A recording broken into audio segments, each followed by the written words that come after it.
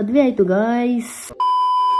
ಎಲ್ರಿಗೂ ನಮಸ್ಕಾರ, welcome to ನನ್ನ mini vlog. Last time Meesho haul ಮಾಡಿದಾಗ ಹೇಳಿದ್ದೆ ನನಗೆ ನಾಳೆ ಶೂಟಿಂಗ್ ಇದೆ, ಎರಡೂ ಇದೆ, ಅಂದರೆ ಅನುಪಲ್ಲವಿ ಮತ್ತು ಆಸೆ ಒಟ್ಟಿಗೆ ಇದೆ ಅಂದ್ಬಿಟ್ಟು.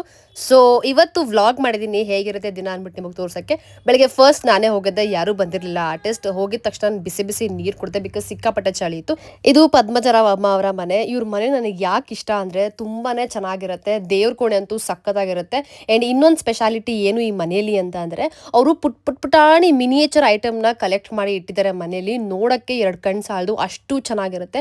ಏನೇನೋ ಇಟ್ಟಿದ್ದಾರೆ ಗೊತ್ತಾ, ಒಂಥರ ನಿಮಗೆ ವಿಂಟೇಜ್ ವೈಬ್ ಕೊಡುತ್ತೆ. ಆ್ಯಂಡ್ ನೀವು ನೋಡ್ದಿರೋದೆಲ್ಲ ನೋಡ್ಬೋದು ಅವ್ರ ಮನೆಯಲ್ಲಿ, ಅಷ್ಟು ಐಟಮ್ಸ್ನ ಕಲೆಕ್ಟ್ ಮಾಡಿ ಇಟ್ಟಿದ್ದಾರೆ. ನಾವು ರೋಡಲ್ಲಿ ಶೂಟ್ ಮಾಡಬೇಕಾದ್ರೆ ಒಂದು ಮನೇಲಿ ಈ ಮಗು ಕಾಣಿಸ್ತು ಆ್ಯಂಡ್ ಹೋಗಿ ಮಾತಾಡಿಸ್ದೆ.